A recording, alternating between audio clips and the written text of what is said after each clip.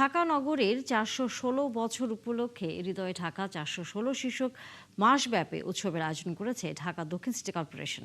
এর অংশ হিসেবে রাজধানীর মধুমিতা সিনেমা হলে ২২ আগস্ট থেকে শুরু হচ্ছে সপ্তাহব্যাপী চলচ্চিত্র উৎসব।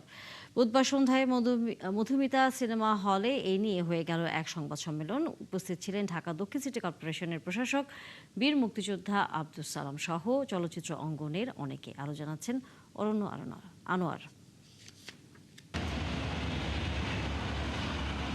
একসময় বুড়িগঙ্গাও ছিল প্রমত্তা। ঢাকার বয়স বাড়ার সাথে সাথে নদীটাও হারিয়েছে জৌলস।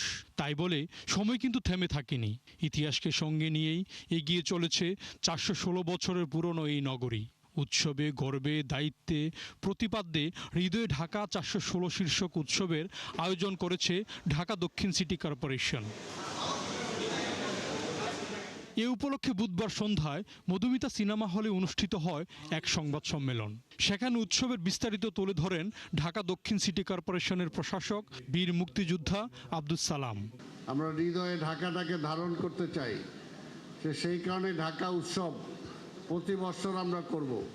এইবার শুরু করলাম আমরা, আগামী বছর ইনশাল্লাহ আরও ভালো হবে আমি বিশ্বাস করি। আবার ঢাকা উৎসবকে কেন্দ্র করেই ঢাকাতে আমরা একটা নতুন জাগরণ সৃষ্টি করতে চাই। এই ঢাকার ইতিহাস, ঢাকার সংস্কৃতি, ঢাকার কৃষ্টি, ঢাকার খাওয়া দাওয়া, ঢাকার ভাষা সব কিছু মিলেই আমরা জনগণের সামনে এটাকে আবার নিয়ে আসতে চাই। আয়োজনে আরও উপস্থিত ছিলেন মধুমিতা মুভিজের কর্ণধার ইফতেখার উদ্দিন নওশাদ, বরেণ্য অভিনেত্রী দিলারা জামান, খল অভিনেতা শিবাসানু ও সাংবাদিক আহমেদ তেপান্ত সহ অনেকে। চলচ্চিত্র শিল্পী সমিতির পক্ষ থেকে ঢাকা দক্ষিণ সিটি কর্পোরেশনের প্রশাসক সহ সবাইকে কৃতজ্ঞতা জানাচ্ছি।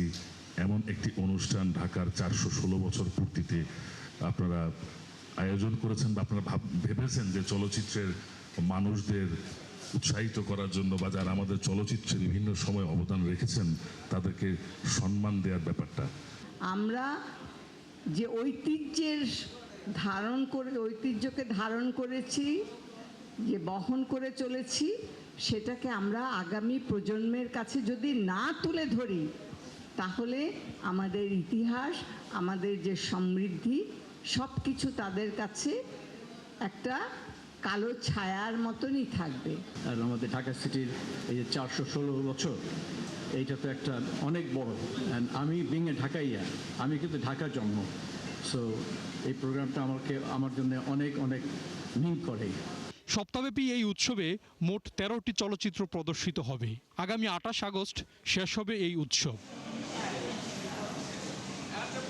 চলচ্চিত্র প্রদর্শনের পাশাপাশি অভিনয় শিল্পী, সঙ্গীত শিল্পী, পরিচালক সহ সাংস্কৃতিক অঙ্গনের ৫৮ জনকে সম্মাননা প্রদান করা হবে।